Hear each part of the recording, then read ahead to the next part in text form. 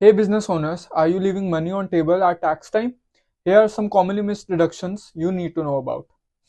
Number 1, home office expense. If you work from home, you need to able to deduct a portion of your rent, utilities and internet. Keep those receipts.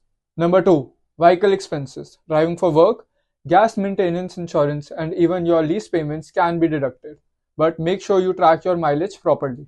Number 3, business meals and entertainment. Meeting clients over lunch. You can claim 50% of your meals and entertainment expenses as long as it is business related. Number 4, professional fees and training.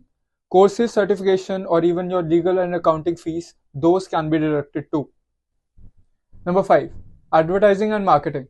From social media ads to website hosting, your marketing expenses are deductible. So promote your business without any hesitation. These are just few deductions which business owners often miss. Want to maximize on your tax savings? Let experts as Softron help. Keep following us for more expert tax tips.